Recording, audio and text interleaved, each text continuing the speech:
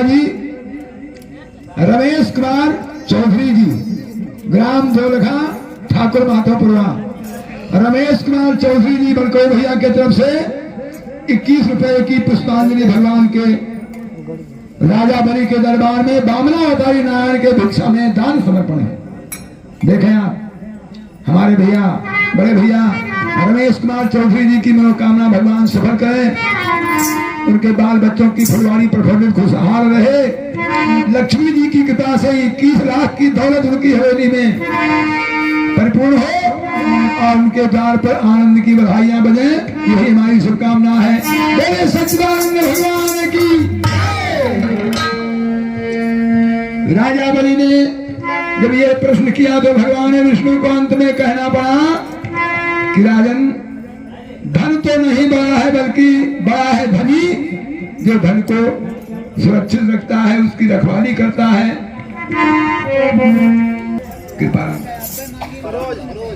कृपाराम सरोज 21 रुपए की पुष्पांजलि भगवान के श्री चरणों में समर्पण किया है और भगवान ने लाखों करोड़ों की दौलत संपन्न करें और उनके परिवार बाल बच्चों की फुलवारी हमेशा प्रफुल्लित खुशहाल करें, मनोकामना फलीभूत हो, यही हमारा शुभ आशीर्वाद है प्रभु के चरणों में। और सभी कथा प्रेमी बंधुओं की मनोकामना को भगवान सफल करें। जय माता जी, जय भोलानाथ, धन्यवाद। सब खुशहाल प्रफुल्लित करें और मनोकामना सफल करें। जय माता जी, जय भोलानाथ, धन्यवाद। चानंद गोप कुमाराय गोविंदाय नमो नमः। और दीपक कुमार निषाद, इनके तरफ से 51 रुपए की पुष्पांजलि भगवान के चरणों में निशावर है। दीपक भैया की कमाई में 51 लाख की दौलत भगवान संपन्न करें, मनोकामना सफल हो। और हमारे गुरुदेव भैया हमारे बसंतलाल मिस्त्री साहब, उनकी गृह लक्ष्मी, उनकी घर मालकिन के तरफ से 51 रुपए की निछावर भगवान के चरणों में समर्पित है। प्रभु के चरणों में मेरा यही निवेदन है कि गुरुदेव भैया के शरीर को स्वस्थ करें, उनके बाल बच्चे सदैव खुशहाल प्रफुल्लित रहें और उनकी घर मालकिन सदा सुहागिनी रहें। राजकुमार विश्वकर्मा की मां के तरफ से 21 रुपया भगवान के चरणों में निछावर समर्पण है। राजकुमार विश्वकर्मा की माता जी सुखी सौभाग्यवान हो, उनके बेटा बहु आनंदित रहे, पोती पोता परिवार हरा भरा संपन्न रहे और उनके कारोबार व्यापार में लाखों की प्रगति हो, मनोकामना सफल हो। जय माता दी, जय भोलानाथ, धन्यवाद। बोले सच्चिदानंद भगवान की जय।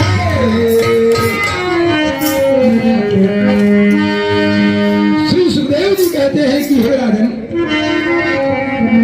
भगवान नारायण बामनावतारी ने अंत में राजा बलि के पीठ पर अपना आधा पग रख करके उनको बांध दिया और कहा, राजन, हम ये इतना खेल न रचाते, लेकिन तुमने अहम कर लिया था कि जो कुछ कोई मेरे दरबार में मांगेगा भिक्षुक, वो मैं पूरा करूंगा। ऐसी बात नहीं है। इंसान को घमंड करके किसी चीज का वचन नहीं देना चाहिए कि जो मांगोगे वो मैं दूंगा।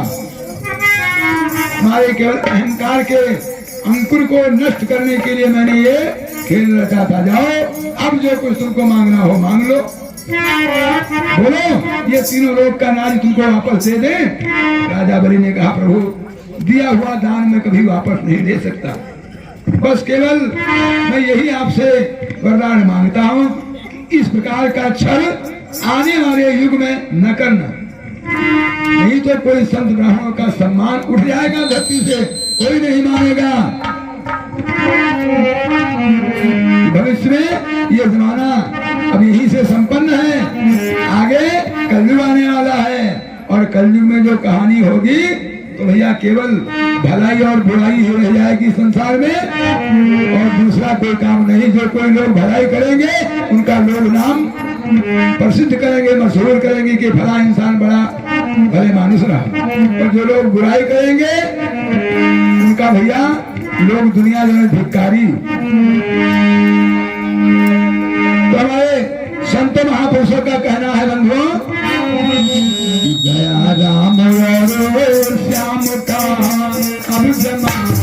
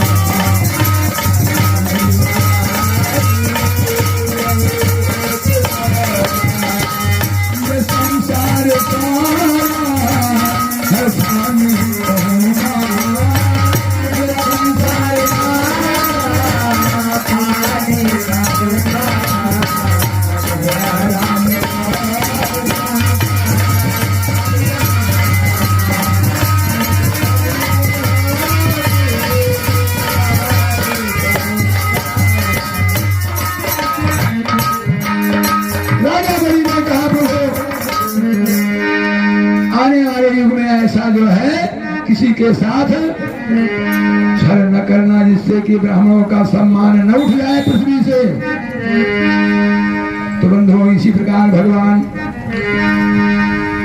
जब जब पृथ्वी पर अहंकारियों घमंडियों का बोलबाला होता है, तब तो नारायण भगवान किसी न किसी बहाने अवतार धारण करके और दुष्टों का दमन करते हैं और सज्जनों का कल्याण करते हैं।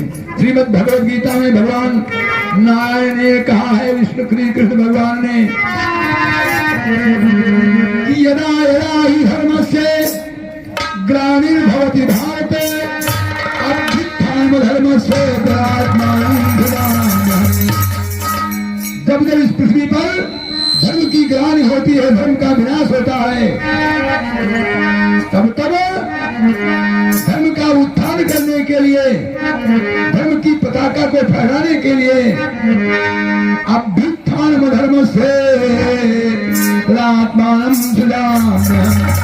तब मैं अपनी आत्मा का सृजन करता हूँ, यानी साकार रूप में धारण करता हूँ, और तब परित्राणाय साधूनां विनाशाय च दुष्कृतां। संतों सज्जनों का रक्षा करता हूँ, इनकी सहायता और मदद करता हूँ। साधूनां, साधुओं में का साधु महात्मा नहीं, जो लोग भले इंसान हैं, जिनमें सज्जनता है, वही साधु हैं। तो परित्राणाय साधूनां विनाशाय च दुष्कृतां।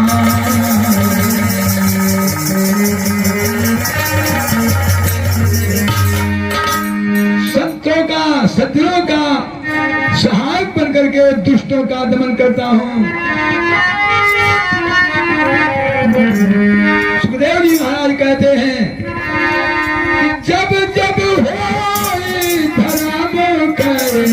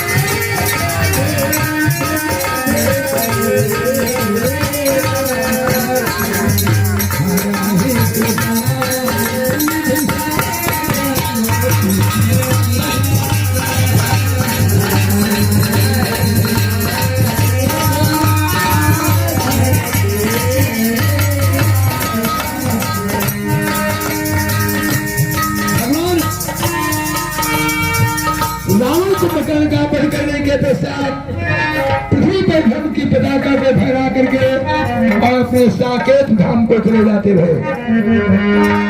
भाइयों, अब द्वापर युग आ गया। द्वापर युग में पापियों का बोलबाला हुआ।